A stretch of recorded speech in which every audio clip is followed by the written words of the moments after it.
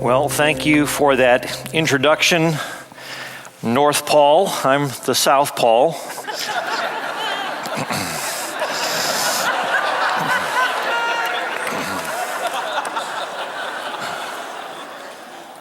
What did I tell you? We're suffering from bipolar disorder.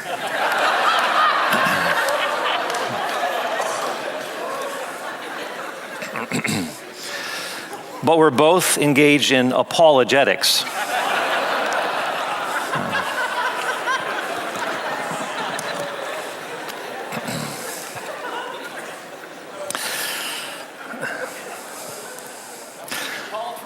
Pretty paltry. Are you a politician? Or okay. All right, I should probably get off of this very quickly. It could degenerate in a hurry, believe me. Well, I've appreciated the emphasis at this Apologetics Conference on the importance of being a winsome witness. We heard about that from J.P. Moreland yesterday, talking about the importance of apologetics as a ministry, that it's not just beating people up for Jesus, that we're engaged in ministry. And yes, we use arguments and logic and defenses and so forth, but in doing so, we are to be gracious representatives of Jesus Christ. I think of the Winston Churchill wasn't always so gracious. One time there was a woman by the name of Lady Astor who didn't like Churchill very much, and she told him, she said, "If you were my husband, I'd poison your coffee." And he said, "And if you were my wife, I would drink it."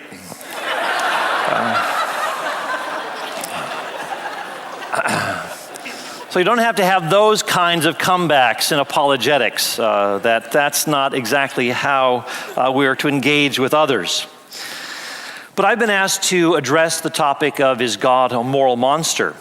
And you may have heard of Richard Dawkins. How many of you have heard of Richard Dawkins? Okay, probably the leading atheist, not sharp philosophically, has done good work in terms of biology, but he's become, ever since September 11th, there have been some cranky atheists that have come out of the woodwork, and Richard Dawkins is one of them. And so he has written this book called The God Delusion, in which he mentions, for example, how the Israelites engaged in ethnic cleansing and that they were engaged in these bloodthirsty massacres and so forth. And what I thought I would do as I try to address these sorts of complaints and arguments raised by Richard Dawkins, one of the, quote, new atheists, I thought I would give a little bit of context. Andy asked me to give a little bit more of a backdrop here to some of the broader philosophical issues, because simply to jump in on some of these Old Testament ethical issues without having, I think, a broader context for the problem of evil, I think would be unfortunate. And so Andy asked me to address that. And so what I'd like to do is, first of all, talk about the issue of the problem of evil. Then secondly, look at a few general guidelines as we approach Old Testament ethical challenges. And then thirdly, and you have a handout on this too, hitting some of the bullet points on the very specific question of the Canaanites. When God says, don't allow, or Moses is saying, leave alive nothing that breathes. What does that mean? And so we'll explore that.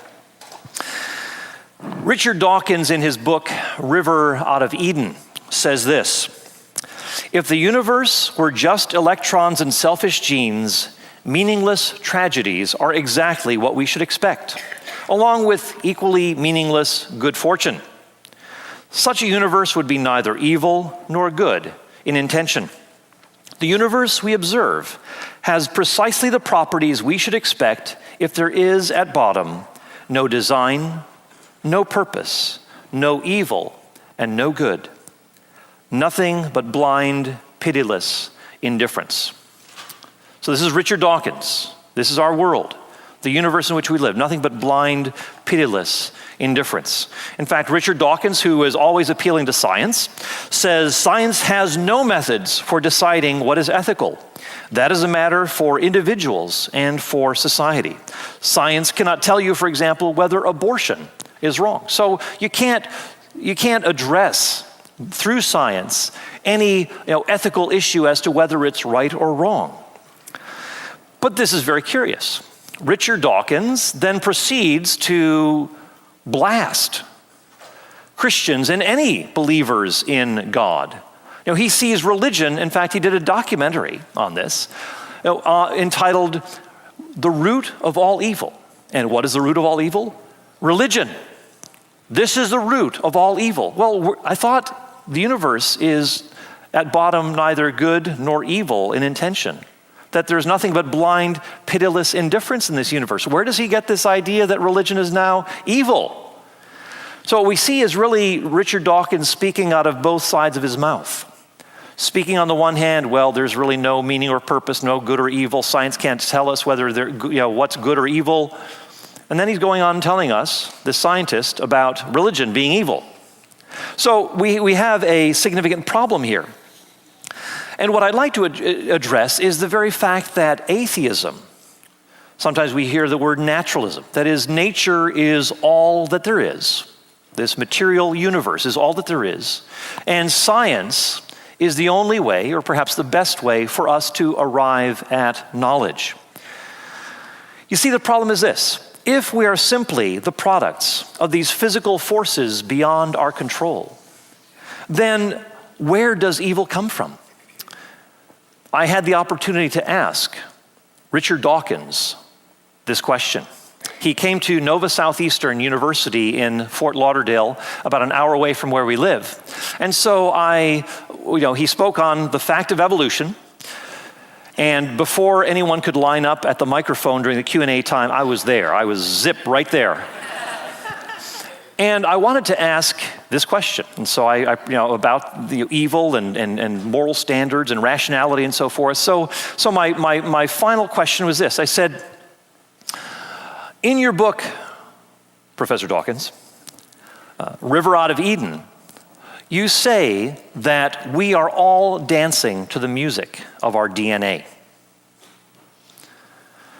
I said, if that's the case, then that means that beliefs are being produced in us by material forces beyond our control. So on what basis then would you say that the naturalist is more rational than the theist, the one who believes in God, if those deterministic material forces have been pumped into us by these processes beyond our control? Well, Richard Dawkins said, well, I guess it's because science works. The British accent, and I guess people like to hear British accents and has more authority or something like that. But anyway, he went on to talk about political parties and so forth. And then he kind of came up with this clincher. He said, and besides, science flies rockets to the moon, but religion flies planes into buildings. And 2,000 people erupted, clapping, Richard Dawkins, this final decisive blow. But they didn't realize that he was Dawkins the issue. He didn't at all answer my question. You see, those terrorists, what were they doing? They were just dancing to the music of their DNA. Richard Dawkins, in answering my question, was just dancing to the music of his DNA. And as you heard last night from J.P. Moreland, you can have a true belief, but it could be totally by accident, and that doesn't qualify as knowledge. So Richard Dawkins and the rest of us, if we land on something true because of these processes that have been, these non-rational processes that have been creating these beliefs, we can't claim any greater rationality because we happen to be right, luckily.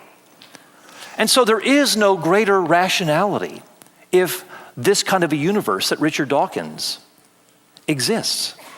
And so we are actually, if he is thinking that he is more rational, then he's, again, borrowing from another worldview in order to make sense out of the things that he takes for granted, including rationality. Another atheist philosopher, Patricia Churchland, Not that Richard Dawkins was a philosopher, sorry about that. Another atheist, a philosopher, Patricia Churchland in San Diego. She said that we are simply biological beings and that truth takes a backseat to what she calls the 4 F's: fighting, feeding, fleeing, and reproducing.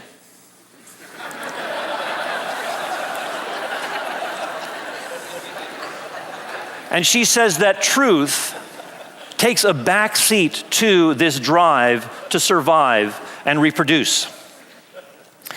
So, where then does evil come from in this kind of a universe? Evil simply cannot be explained in this sort of a setting of selfish genes and electrons, material forces, deterministic processes. Things just are the way that they are. You see, as J.P. Moreland alluded to this yesterday, I was thinking, oh no, he's going to steal my thunder. But he restrained himself and just briefly addressed a question, so I'm going to elaborate a little bit here.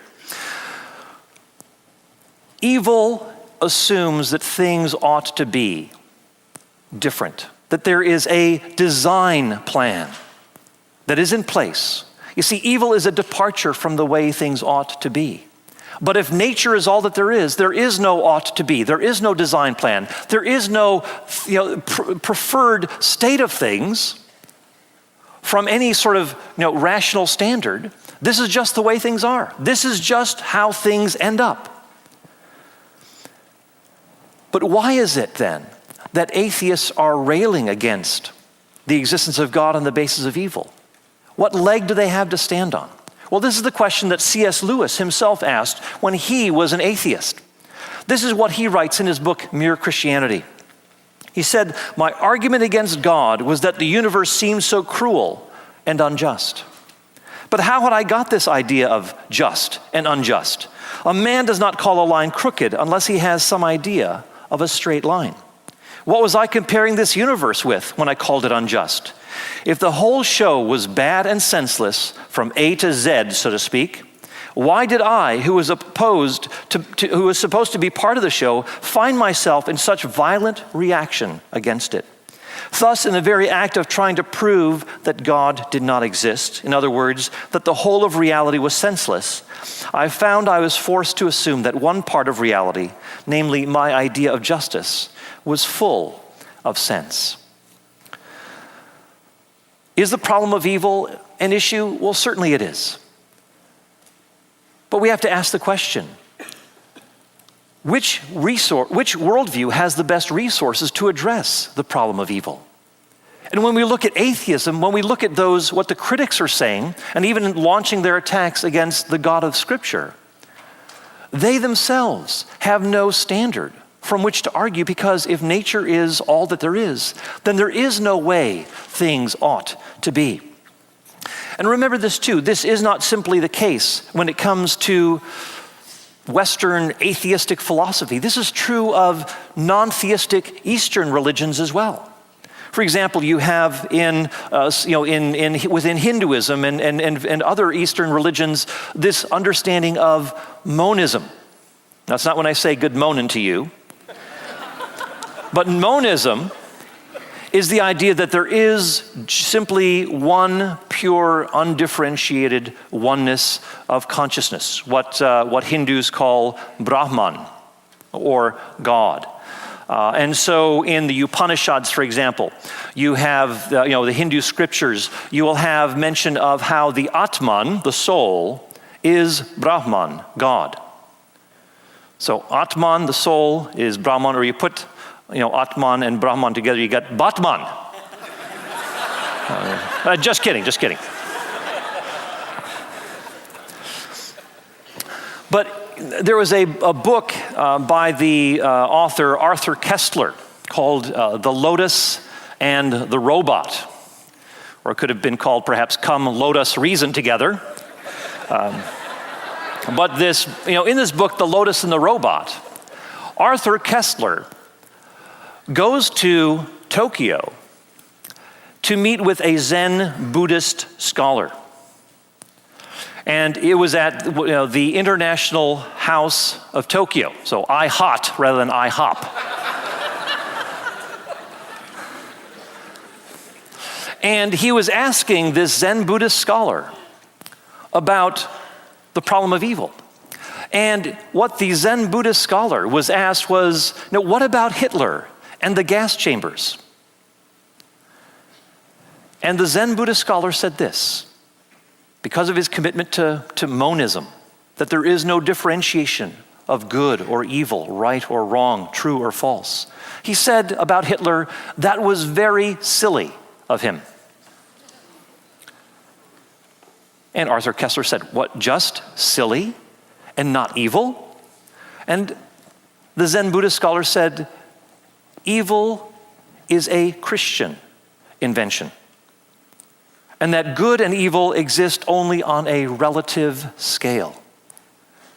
So, of course, if that's the case, then one can't really call Hitler evil, or the things that he did, evil acts, and so forth.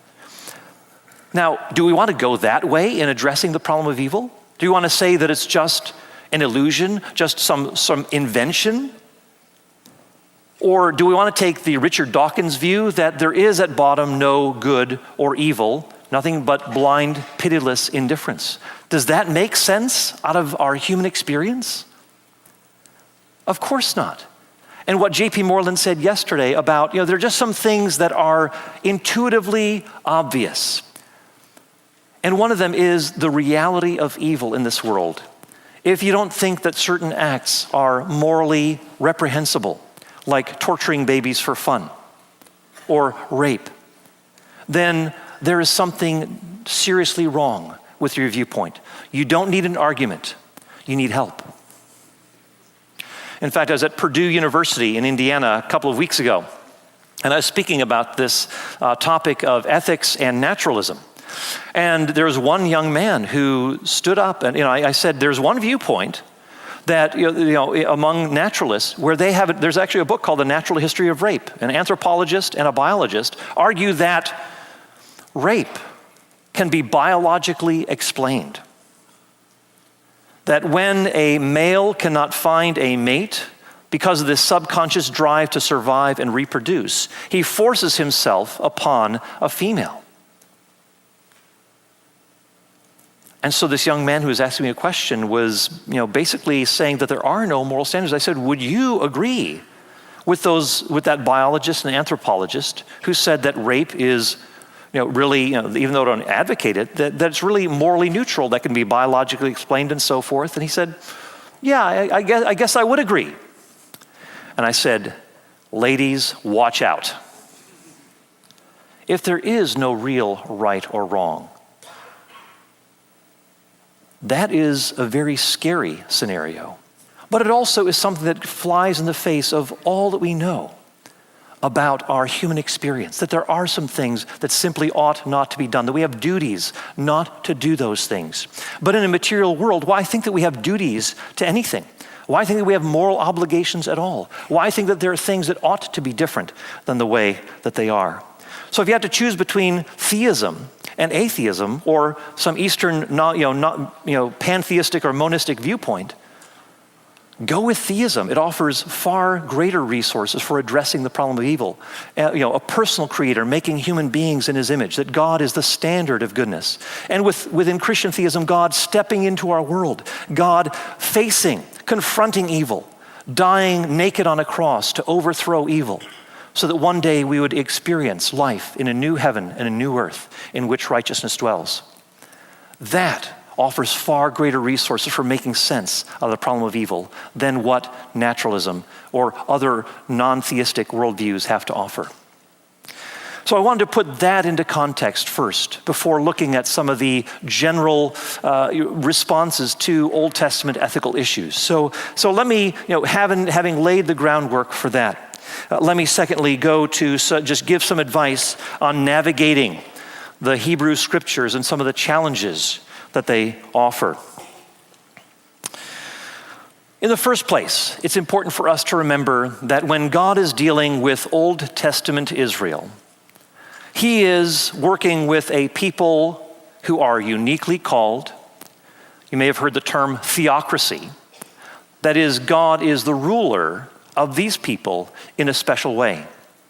And so the Israelites have made a covenant with God. God has initiated this covenant with them. He says, I'm the Lord your God who brought you out of the land of Egypt, out of the house of bondage.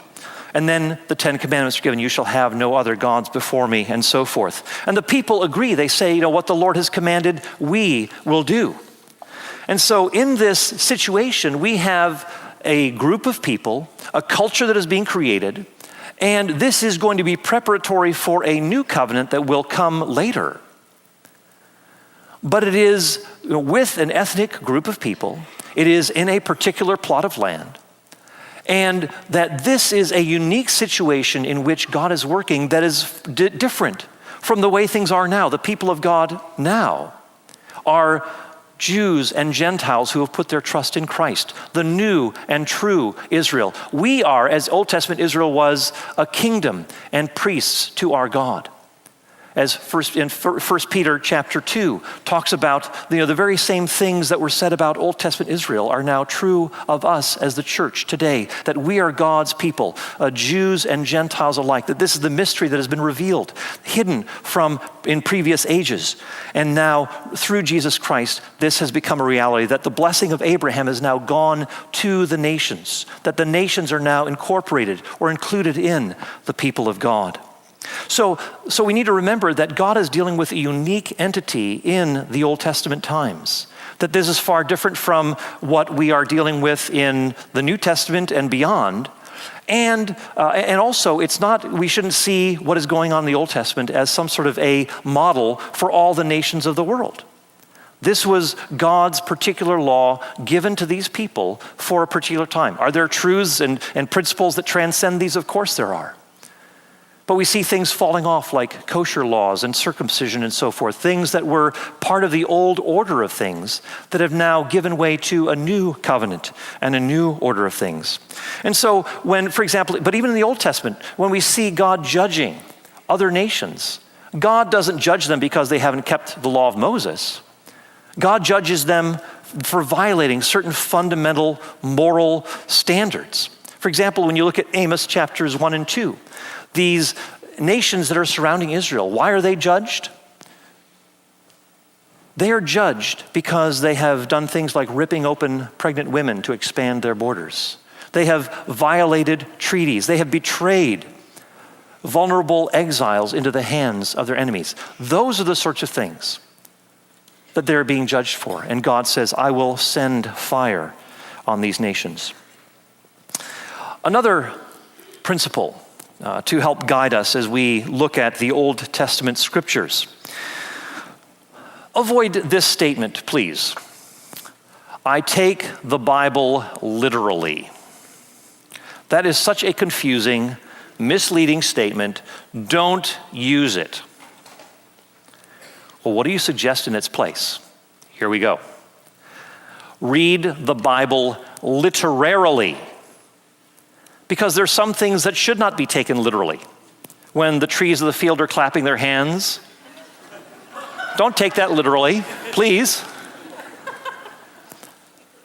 The Bible is filled with different types of literature or genres in the scriptures. We have historical narrative, we have poetry, we have prophetic literature, we have apocalyptic literature in Daniel, Ezekiel, and of course the center of the book of Revelation.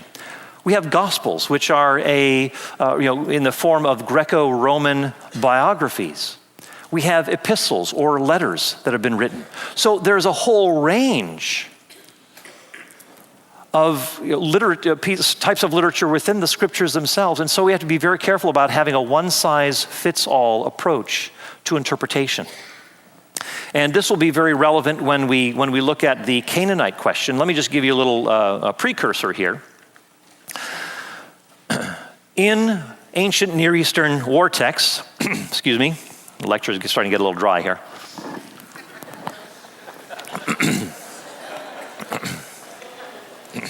What are you going to do?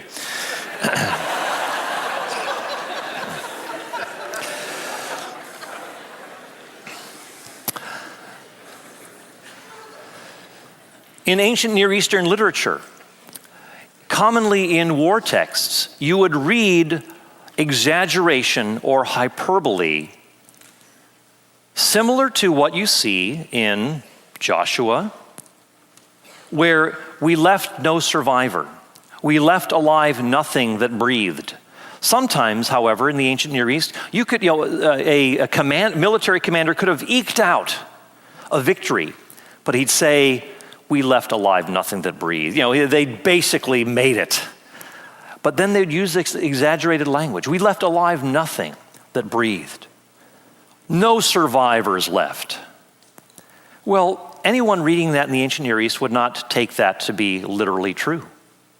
They would see that as kind of stock exaggeration, common in war texts, but it wasn't intended to mislead. This is just how things were. It's sort of like when you win a hockey game,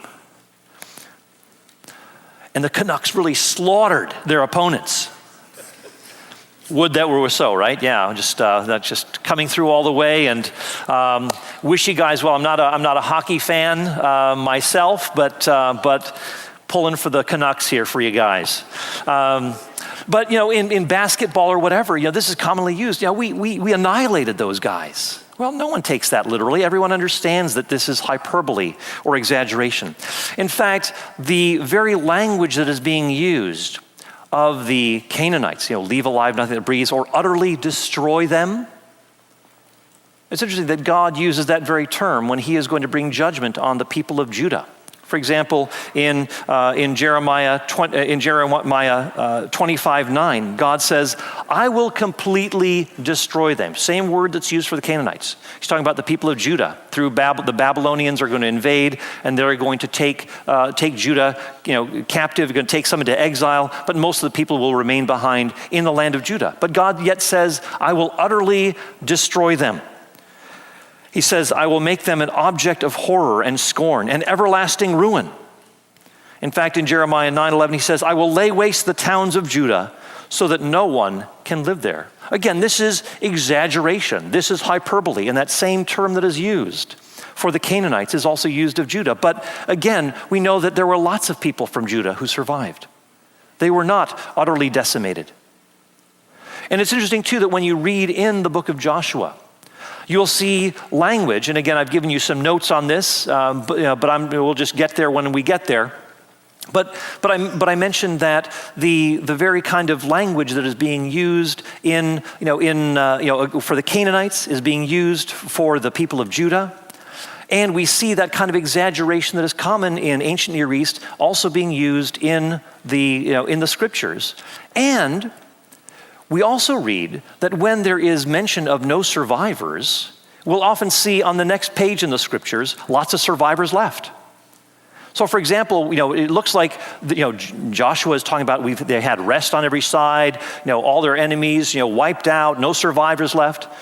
Well, then we read in Judges, which is literally connected to Joshua, and we see that there are Jebusites who could not be driven out. We see lots of people who are still in the land. In fact, even at the end of Joshua, he talks about the nations that remain among you to this day. So he is recognizing that there are lots of people still in the land. In chapter 11, the Anakites, the sons of Anak, were mentioned that they were utterly wiped out. None left. Then we get to chapter 14, and Caleb says, boy, there are lots of Anakites left in the land, in the hill country. So he's going to go, and they're going to do battle and so forth. Oh, what's happening? It's interesting. I was on I did a radio debate with an atheist, or for the president of the London Humanist Society, Norman Bachrach. And you can find this on the internet. And Norman Bachrach and we were going back and forth on this. He said, if you say that you can't, take the Bible literally when it says we left alive nothing that breathes, then what can you take literally in the Bible? I said, well, why is it that you're taking only one side of the ledger literally, but you're totally ignoring all those survivors that were left? Lots of them. I said, so, it seems like you're not playing fair here. You're saying you need to take this literally, but you're ignoring all those survivors that remain. Lots of people. And I said, you can't have it both ways. I said, if you take both literally, they're going to contradict each other. But I think if you understand what is going on in the ancient Near East, that they used exaggeration and hyperbole, it puts all of these things into proper perspective. So there is no inherent contradiction here. So we have to avoid the misleading statements that are often made about taking the Bible literally. And what we need to do is read the scriptures more carefully, not more superficially, but more carefully, attending to the text in greater detail, so that we'll actually see more clearly what is going on here. And so and just recognizing that there are different types of literature in the scriptures that demand different ways of interpreting. And let me just finish on this with just an example. Historical narrative. The principle for interpreting historical narrative is going to be pretty much diametrically opposed in methodology to how you interpret apocalyptic literature like Revelation 4 through the middle of chapter 22. You basically, in historical narrative, you assume that something is literal unless there are strong reasons for taking it figuratively. When you get to apocalyptic literature, you basically assume that something is symbolic unless there are strong reasons to take it literally. So again, you can't have a one-size-fits-all approach to interpreting Scripture. So beware of that line, do you take the Bible literally? That's not a fair question. Say, no, I take the Bible literarily, taking each genre or type of literature within Scripture on its own. And if you want to read a little bit more on this, I would encourage you to take a look at Douglas Stewart's and Gordon Fee's book, How to Read the Bible for All It's Worth. How to Read the Bible for All It's Worth, which does just that. It goes through the types of literature, the genres of Scripture, and offers helpful guidelines for all of them. Another principle for understanding and coming to grips with the issues in the Old Testament is that what is or what is described is not necessarily what ought to be or what is prescribed. You'll see a lot of things that are simply done without regard to God's moral standards. You think of Lot and his daughters, in the incestuous relationship that there was. You think of of Abraham's lying about Sarah. You think about some of David's activities, and there's some of them very morally reprehensible. It's not as though the Bible is condoning those sorts of things, and we have to be careful. Just because those things are mentioned doesn't mean that that is actually an endorsement by God for those sorts of things that are being done. So be careful about moving from is to ought. Another principle to keep in mind is this: don't assume that we are seeing in the scriptures in the Old Testament scriptures an ideal ethic for all times. Now we see at the very beginning in Genesis 1 and 2, we do see an ideal ethic. That is, we see all human beings, male and female, made in the image of God. That there is fundamental equality, that there is no basis for discriminating against or hating someone because he's of a different class, different skin color, different, from a different country. These are the sorts of things that are eliminated when we come to Genesis 1, 26 through 27, that God makes human beings in his image, in his likeness, and that this is a fundamental starting point for the rest of the scriptures. We see in chapter 2, monogamous marriage. Marriage between a man and a woman. That this is the ideal. Not polygamy, not adultery and so forth. For this cause, a man will leave his father and mother, will cleave to his wife, and the two will become one flesh. This is God's ideal. But once you leave that garden, things start to fall apart. Things are no longer ideal. Things are no longer pristine. And so you see human sin embedded in social structure. So you see things like patriarchy, a strong male-dominated society. But you also see, but when you come to the law of Moses, you also see God, meeting people where they are, permitting certain things because of the hardness of human hearts. This is what Jesus says in Matthew 19:8.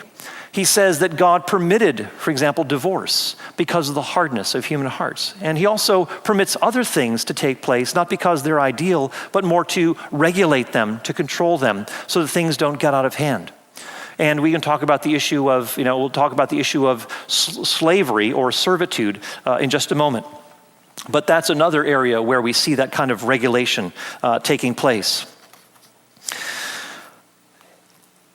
Another principle to keep in mind is this, that as you look at the Old Testament, the law of Moses, and you compare it to what is going on in other ancient Near Eastern law codes like Hammurabi and others, you see that there is a marked distinction. For one thing, in the law of Moses, you see persons having greater priority than property. Persons matter more than property. And this is a remarkable distinction between the scriptures and the rest of the ancient Near East. Property tends to come front and center in these other ancient Near Eastern law codes. But in the law of Moses, the covenant code begins with the treatment of servants as human beings and having fundamental rights. Another thing to keep in mind is that in other law codes, there were sometimes punishments meted out not to the perpetrator, but to a wife or children because of something done wrong. But you see that in the scriptures, the person who is the perpetrator is the one who is punished. So there's a basic accountability for one's own moral actions. You see, when it comes to servitude, a remarkable shift. And this is the kind of a standard reference Bible for biblical scholars is the Anchor Bible Dictionary. And the entry on slavery by Muhammad Dandamayev he says this. He says, "We have in the Bible the first appeals in world literature to treat slaves as human beings for their own sake and not just in the interests of their masters." Another Old Testament scholar, Christopher Wright, says this: "The slave was given human and legal rights unheard of in contemporary societies." And he goes on to write in his book, Old Testament Ethics and the People of God, he talks about this compassionate drift that you see in the scriptures. You see God's concern for even one's enemy. That you're to, if your enemy's ox comes wandering in your field, you're to bring it back to your enemy. You are to treat kindly those who are aliens, strangers, orphans, widows, the vulnerable in society. You are to look out for them. And God reminds them, you were once slaves in a foreign land. You were once slaves in the land of Egypt where you were oppressed. You came out of that furnace. And so when there are foreigners in your midst, you need to treat them kindly. It's interesting that there was this law in the Code of Hammurabi that said if a slave ran away and you were harboring him, you could be put to death for harboring that runaway slave. In Exodus and Deuteronomy, however, it says that if a slave runs away, he is not to be returned to his master. He is to be able to, he should be allowed to settle in any of your cities in Israel. You're to look out for those who are oppressed. That is the tone, that is the tenor that we see in the Old Testament scriptures. Another thing to keep in mind is this. Some terms in the Old Testament should not be interpreted by modern connotations or usage. For example, when we come to slavery, the term is used in the scriptures in the Old Testament, but it is remarkably different from what we commonly associate with the modern slave trade and the antebellum slavery in the South. We think of the slaves being beaten mercilessly, having no rights, families being separated, and so forth. That is a far cry from the kind of regulations that we see in the Old Testament. If, for example, you knocked out the eye or gouged out the tooth of a servant, then he was to be let go. There's to be no physical abuse of one's servant, or we could even say live-in employee. This was what you see going on in Israel is indentured servitude. Indentured servitude. I know I was talking about a tooth just recently, but that's not what we mean by indentured. But we're talking about someone who is working for a limited period of time, and once he is done, then he is free and has all the rights of any free citizen. And in the same way, it's interesting, when you read in the Old Testament, servitude is voluntary. Now, yes, you could have enemies of Israel, and sometimes you'd have war, and you'd have to put people to work, carrying water or cutting wood and so forth. But but the servants within Israel, they would have rights. And it was only in times of great destitution, when they had no property, their harvest failed and so forth, that they would sell themselves. Talks about in Leviticus 25, if a man sells himself into servitude. Or it might say, if he parcels out his daughter. Some people think, wow, he's selling his daughter? Well, no, he's basically parceling out his family within a tribal land, within his clan, within his extended family even, for those who have a home and can help to take care of this family during this time of destitution. This is something that you did in desperate need. It wasn't the ideal, but it was something that you did in order to help your family survive. And once you paid off the debt, once you could get back on your feet, then the family was free to reassemble and so forth. So those are the sorts of things that we need to keep in mind as we are looking at interpreting the Old Testament and not imputing or attributing a certain meaning when we hear the term slavery, that is used in a modern connotation, and imposing that on what is going on in Israel. Another point to keep in mind, or another term that we often use, an eye for an eye and a tooth for a tooth. A lot of times we think that, there must be, you gouge out, the person gouges out my eye, well, he gets to have his eye gouged out and so forth. Well, that's not what it's saying. It's actually, whenever you read that phrase that is being used, there is a monetary compensation that is involved. It's not literal eyes and teeth here, but it's actually compensation, monetary compensation that is agreed upon, the judge decides upon it, and that is how these damages are addressed. One final principle to keep in mind here has to do with this idea. Sometimes you'll come up with this criticism, come against this criticism where the God of the Old Testament seems so mean and judging and so forth. And then you come to the New Testament, we have Jesus talking about loving your enemies and so forth. By the way, remember he's quoting the Old Testament about loving enemies. He's actually referring back to loving enemies. Leviticus is referring to. So it's not as though this is some new concept that Jesus is coming up with. It is rooted, anchored in the law of Moses. So we have Jesus, yes, affirming those things, but remember, Jesus is one who in the book of Revelation comes as a judge. He comes to bring judgment on those who refuse to bend the knee, those who resist the grace of God in their lives.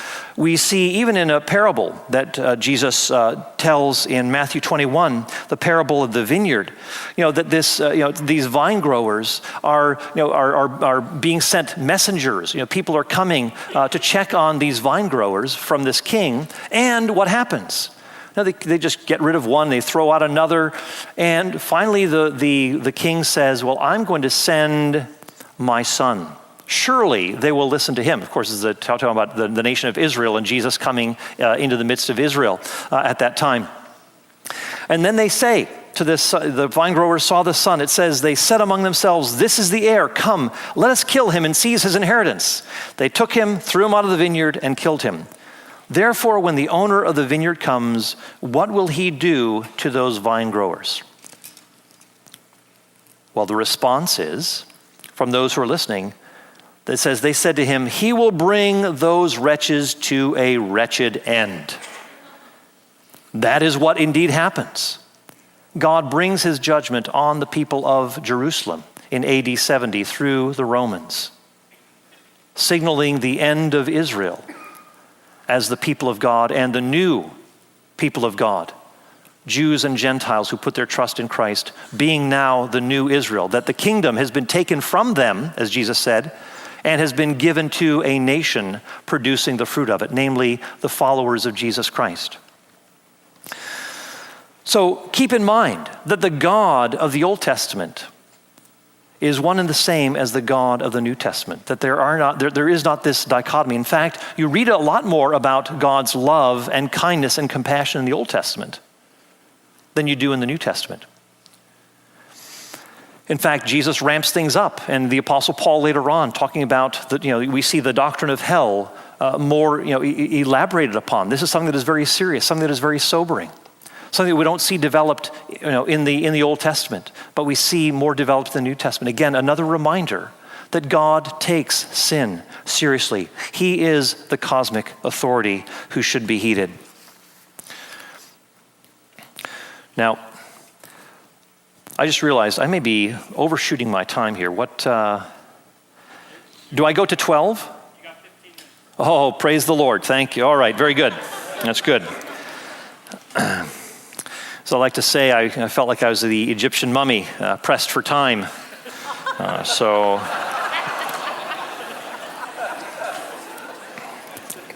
I will try to wrap things up quickly.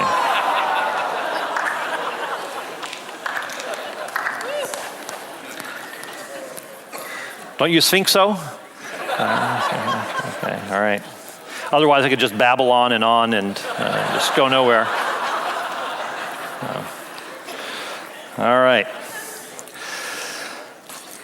Well, as we come now to the third portion of my talk, and you have a handout there. It's actually taken from an article that I wrote with a friend of mine, Matt Flanagan, published in the Christian Research Journal. And so this is just a pared down version of that I'm passing on to you in the handout. But let me just hit some of the high points of that essay, and just again some of the themes that are talked about in the book. Is God a moral monster? First, it's important for us to keep in mind that when God is bringing judgment on the Canaanites, when God says, leave alive nothing that breathes, that you are to make war on these cities and so forth, what is going on here? Well, first of all, this sort of command can only be carried out if it comes through divine revelation, that God has a specific purpose for it. If it's just attacking another people, that is problematic. But this is not what is happening. God is the one who is issuing this command. And what you need to keep in mind too is that it is an act of judgment on a morally degraded people. It is not as though they're just your kind, moral neighbors. These are people who are engaging in incest, in adultery. They have temple prostitution. They have, basically religiously sanctioned adultery. You have bestiality. You have all sorts of horrific things, child sacrifice you have going on. So God is saying that as Israel comes in, it is going to be a simultaneous setting up of the people for them to establish themselves in a land in order to prepare the way for the coming of a Redeemer for all peoples. But it is judgment that is now ripe. In fact, God tells Abraham in Genesis 15:16 that he is going to wait for the sin of the Amorites, one of the Canaanite peoples, to finally be completed. So 430 years go by before that actually takes place. So God is waiting patiently. This is something that is a long time in coming. So God is, so there's no ethnic hostility here. There is not it's not as though this is, quote, ethnic cleansing. For one thing, when we look at what's going on here archaeologically, we see that what Israel is engaging in is more like disabling raids rather than totally obliterating a land. They're disabling raids, and it's interesting that the cities like Jericho, Hazor, and others, these are cities that are not where civilians dwell. I mean, you might have a tavern keeper like Rahab, but these are places where you have the military and political rulers who are hunkered down there. This is the first line of defense before you get to the hill country. And so these are, not battles against non-combatants. They are battles against those who are fortified and ready for battle. And so these battles are actually, what the archaeologist Kenneth Kitchen calls disabling raids. In fact, God tells the people of Israel that you are going to inhabit houses and so forth that you have not built. And what would be the point of that, of just totally obliterating everything and then trying to set up shop and live in these places? Also, from archaeology, we know that this is the case, that there was a gradual infiltration. It was not some massive military assault, but we see a gradual infiltration of the land. And this is indeed what we see in the book of Judges in particular, in Judges 1 and 2. These Canaanites are entrenched there. They are hunkered down. There are lots of people who are in the land. And so what we have here is basically, for about a period of 200 years, there is this gradual assimilation that takes place. Yes, some military incursions are involved, but it's more a matter of process and infiltration. And this is borne out in the archaeological record as well as in the scriptures. So we see that there is something more going on here than just some sort of a massive assault. It's not ethnically motivated. In fact, remember Rahab, she is the one who is this tavern keeper, also a prostitute, who becomes part of the people of God. At the end of chapter 8 in Joshua, we see these Canaanite peoples, the Shechemites, who are actually participating in the reading of the law, and they are really listening to the word of God as Gentiles, as foreigners. And so it seems like they are also being welcomed into the people of God as Canaanites, but yet open to receiving the word of the Lord. A couple of other things to keep in mind here. God tells Moses in Deuteronomy chapter 20, for example, the verse you have in your handout. He tells, the command is to leave alive nothing that breathes, to utterly destroy. And remember, I talked about how that word utterly destroy is also used of the people of Judah. When God says he will utterly destroy, but it doesn't literally happen. There are lots of people from Judah who are left to go to Babylon, who are left to inhabit the land. But when this is done, it's interesting, when Joshua says it says Joshua carried out all that Moses commanded. Well, think about that. If Joshua carried out all that Moses commanded, and Moses said, utterly destroy, leave alive nothing that breathes, but yet there are lots of survivors left, did Moses mean that literally? Well, the answer is no. He understood it in this hyperbolic context rather than in this, in a literal sort of fashion.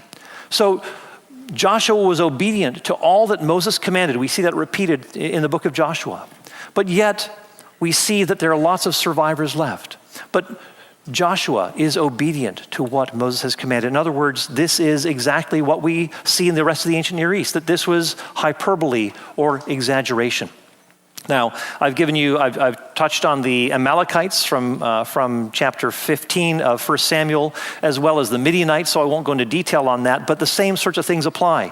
I'll just give you an example. In 1 Samuel 15, it looks like we have no Amalekites left except for King Agag, whom Samuel thrusts through. Saul had disobeyed God in his battle, that he was to leave alive nothing that breathes. Well, it seems like there are no Amalekites left, right? Well, chapters 29 and 30, we see that there are lots of Amalekites left. In fact, David is fighting against them. 400 of them end up escaping. So something more is going on here. So I'm just saying we have to be careful about overemphasizing certain themes and ignoring other ones, like lots of survivors being left and mentioned in the text. Another point to keep in mind is this. The emphasis in the scriptures when it comes to the Canaanites is far more highlighting, driving out, and dispossessing the Canaanite peoples. It is more interested in displacing them, in a sense, cutting them off from the land. You see, if you cut them off from the land, kind of push them out beyond the borders, what you've done is you have shown that their God, their worship, which is connected to the land, the God and the land are intimately connected, you end up breaking up that kind of theology. You end up throwing them into confusion about the powers of their own gods. In fact, the Canaanites should have known that the God of Israel was far more powerful because he had already demonstrated that in the land of Egypt and how he had triumphed over the gods of the Egyptians and led the Israelites out through the Red Sea. So you have, and so when Rahab talks to the spies, she is one who acknowledges that everybody knows about your God and how he brought you out of the land of Egypt and how God, the one true God, triumphed over their false gods. And so now when they're in the land, they are dispossessing or removing. And again, to dispossess or to drive out does not mean to kill. Adam and Eve, the same word that's used, they were driven out of the Garden of Eden. Cain was driven out. David was driven from the presence of Saul. All alive. Death is not implied here. So these are some of the things that add a lot of interest and nuance to the whole discussion of the question of the Canaanites. It is clearly not ethnically motivated. In fact, we read elsewhere in the scriptures about how, for example, in Psalm 87, how God is interested in Zechariah 9 as well, where God is interested in redeeming all of the enemies of the people of Israel. We see from these passages also Isaiah 19, Assyria, Egypt, Babylon, the Philistines, the Jebusites, a Canaanite people. These are all going to be included in the people of God, that God in his redemptive plan has included all of these in with his own people. In fact, in Matthew 15, we see Jesus himself ministering to a Canaanite woman. We've come full circle here. God has a heart for those who are even Canaanites. It's not ethnically motivated. God is concerned about bringing it to an end, this moral and spiritual corruption that he sees in this land. But also God threatens the very same thing for the people of Israel when they give way to that kind of spiritual and moral corruption as well. In fact, the kind of judgments that you see the prophets bringing upon the people of Israel, you'd think that if they weren't Israelites themselves, it would sound like they were anti-Semitic or something. That this, in Isaiah chapter 1, talking about, the people of Israel as being Sodom and Gomorrah. That's how they are being addressed. But no, it is because of the spiritual and moral corruption that has taken place that God utilizes that kind of terminology. So it's not as though there is ethnic hostility here that we're talking about when it comes to the Canaanites. In our day, when we have people who don't like the idea of judgment, when they don't like the idea of being confronted with sin, it's important for us to remind our challengers, our interlocutors, that this is a God who is a cosmic authority, that God makes certain demands upon us. As we read in The Lion, Witch, and the Wardrobe, Aslan, this Jesus figure, he is good, but he is not safe. Jesus is good, but he is not safe. He is not safe even for his own people. We always find Jesus challenging. We find Jesus challenging his own disciples, reminding them of their sin, of their error, of their blindness. We can never become comfortable or complacent in our discipleship in the kingdom of God. We are always to be challenged, always to be seeking first, daily taking up our cross and following Christ. So as we look at the challenges, let me just, of the Canaanites, let me just say a few things with regard to, from a more philosophical point of view about some of these issues. Some people say, well, we know that it's wrong to, attack certain peoples, that it looks like kind of ethnic cleansing, or, and that seems like what's going on here with the Canaanites. I would say, if there weren't some divine directive given by God through special revelation, then Israel should not have engaged in this kind of attack. Now, some people say, well, how can that be? How can God, or how can God command that sort of a thing? Well, again, we come to the issue of judgment. We come to the issue of kind of a serious crisis here, a moral and spiritual emergency.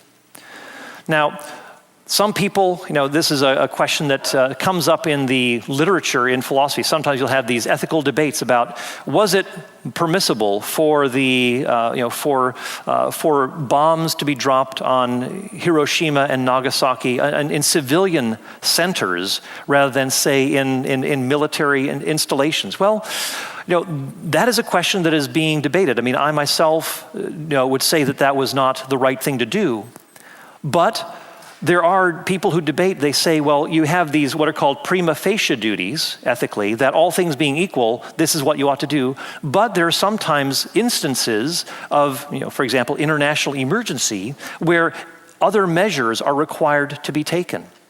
And in the literature, you will see people debating both sides of the issue, offering arguments for why it was morally permissible to do this, even though it was an exceptional situation.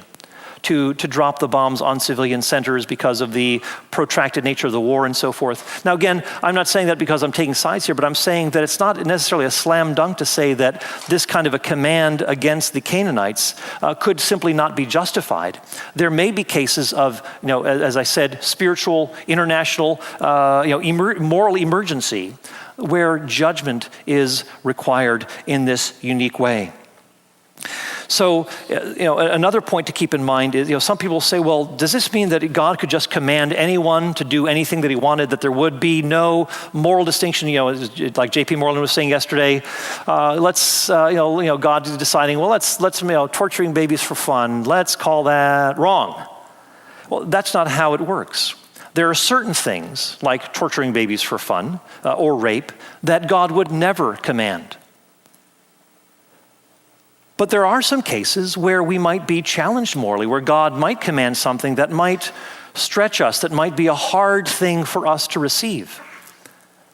But we also need to remember that we are not the final moral authorities, that we often find ourselves throughout our lifetimes adjusting our own moral understanding of things in light of new evidence, in light of a new moral awareness. Things start to become clearer, and things that we were maybe morally dogmatic about earlier on, we've kind of let go of and realized, I've had to change my view on this thing. So we have to be careful about insisting on the way that we see things is the way that things really are morally. For example, in our society, we might be more in tune with racism, but I'd say far more out of step with God's standards when it comes to sexuality.